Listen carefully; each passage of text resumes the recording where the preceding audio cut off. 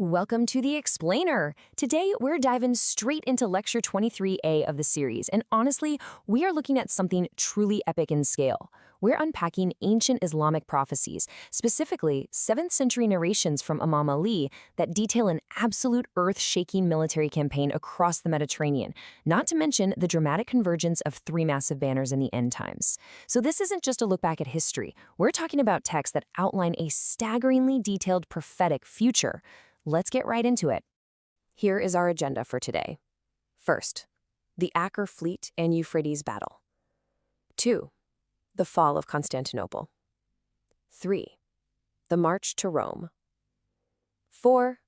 Ali describes the Turks. And finally, banners and the final rise. All right, Section 1, the Acre fleet and the Euphrates battle. The Iqt al-Durar lays out an incredibly fast-paced, relentless advance.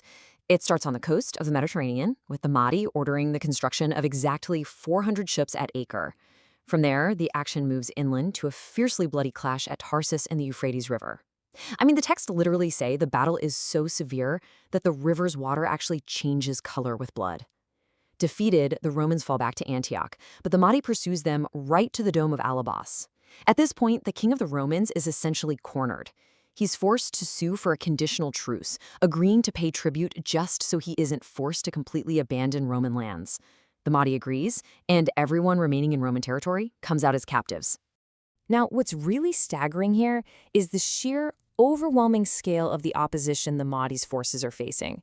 The text described the Romans mobilizing under 100 crosses, and under each cross, 10,000 soldiers. Do the math on that. And we're looking at exactly 1 million soldiers standing in opposition at the start of this campaign. It's just a massive, epic visualization of ancient warfare. Moving right along to Section 2, the fall of Constantinople. Okay, so forget what you know about typical sieges with catapults and battering rams. The narrations describe something completely different here, a chillingly silent advance. After waiting a year in Antioch, the army marches, and as they pass Roman fortresses, they don't even use weapons. They simply declare, La ilaha illa Allah. There is no God but Allah, and the fortresses just fall. Then, upon reaching Constantinople, they pronounce 3 Takbeers. Out of nowhere, the city's gulf entirely dries up, and those legendary, impenetrable walls just crumble straight into the dry seabed. The supernatural element here completely takes over. And the aftermath of that collapse? It is utterly devastating.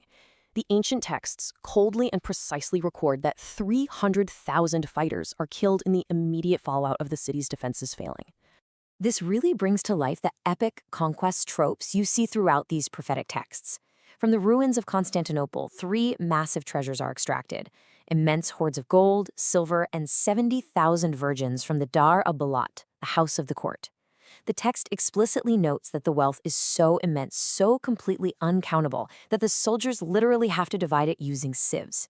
And right in the middle of this incredible victory, there's a sudden false alarm. A crier announces that the Dajjal, the Antichrist figure, has attacked their homelands. But the army quickly realizes the news is totally false. They hold their ground, regroup, and prep for their next big move. Which brings us to Section 3, the march to Rome. With their resolve unbroken, the army immediately mobilizes that massive fleet of 400 ships they originally built back in Acre. The narrations state that the winds are divinely calmed for them, turning what should be a long, treacherous naval journey into a blindingly fast crossing. We're talking just 2 days and 2 nights to completely cross the sea. The Muslim army arrives directly at the gates of Rome, and, in a profound, almost defiant display of confidence, they hang their saddles on a tree right at the city's western wall. And right here, we get a really dramatic pause in the military action. Rome's leaders are panicking. They consult their scholars and bring out a great monk armed with knowledge from their ancient, hidden books. He approaches the Mahdi, heavily cross-examines him, and upon hearing the answers, he makes this striking admission. He says, "Indeed, your description is with me, and you are the master of Rome." He desperately urges the Mahdi to turn back, but the Mahdi flatly refuses, declaring his faith. "I bear witness that there is no God but Allah, and that Muhammad is the messenger of Allah." Following that refusal, 3 final takbeers are shouted.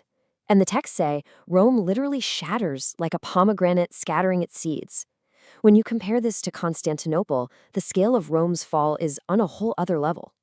We jump from 300,000 casualties to a terrifying 500,000 fighters killed. And the wealth? It's almost unimaginable. Every single soldier in the Mahdi's army receives a personal share of 100,000 dinars and 200 captives. Now, let's pivot a bit into Section 4. Ali describes the Turks. So, this is a crucial shift. We get Imam Ali's famous, haunting description from the 7th century text, Naj al-Balagha. He vividly describes an unstoppable Eastern force. Listen to this imagery. Faces like hammered shields, wearing silk and brocade, leading purebred horses. Now, historically, a lot of scholars have interpreted this as the Mongol invasions, but within the specific context of these end times narrations, it points directly to a formidable Turkish force. Ali describes their warfare as being so severe that the wounded literally walk over the dead, and the escaping survivors are actually fewer than those taken captive. Now, when Imam Ali originally gave these incredibly specific details, his companions were absolutely stunned. They asked him, "Have you been given the knowledge of the unseen?" And Ali actually laughed at this. He used the moment to clarify a vital theological point. His foresight wasn't some kind of divine omniscience. True knowledge of the unseen, like knowing exactly when the hour of judgment is or what's in the wombs, belongs exclusively to God. What Ali possessed was explicitly strategic, prophetic knowledge imparted directly to him by Prophet Muhammad.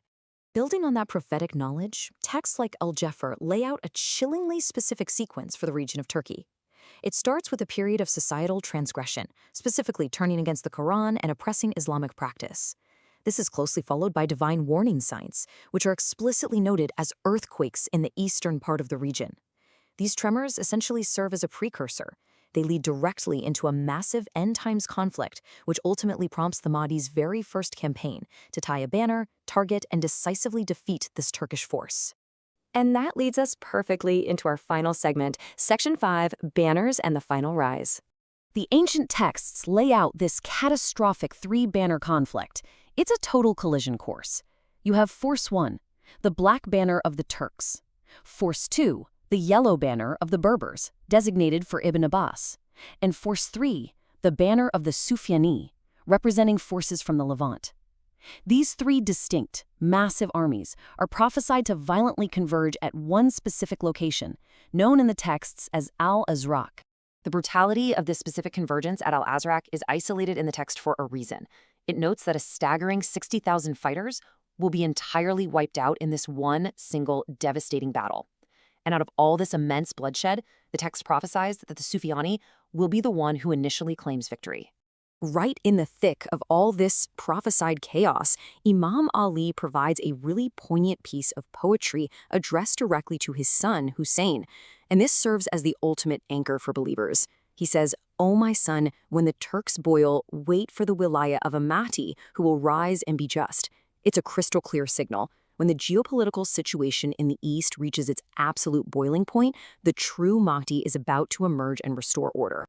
This boiling point and all the scattered chaos that follows perfectly sets the stage for the Qayyim, the rising Mahdi. The narrations detail an initial rising from the east, specifically places like Khorasan and Multan, that entirely flips the world order.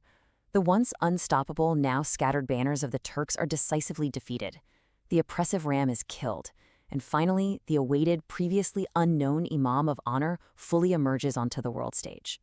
But honestly, here's the most striking contrast in the entire prophecy. After detailing all these campaigns that yielded literally millions in gold, silver, and unimaginable spoils of war in Constantinople and Rome, the supreme leader of this entire sequence is prophesied to finally step forward in stark humility. The text says he appears between the two corners in two worn garments. Completely stripped of immense wealth, his authority isn't about gold, it's purely spiritual and absolute, appearing over both humans and jinn. The narrations from Imam Ali close out with this really profound statement: "Blessed is he who reaches his time and witnesses his days." It's framed as a blessing for anyone who actually survives to see this total reset of the world's order. But when you look at these incredibly detailed timelines, the battle scales, and the specific locations laid out way back in the 7th century, it leaves us with a huge question. How will humanity actually recognize these epic signs when those final banners are finally drawn? Well, that's something to think about. Thank you for exploring these remarkable texts with me today on The Explainer. Keep questioning, and we'll catch you next time.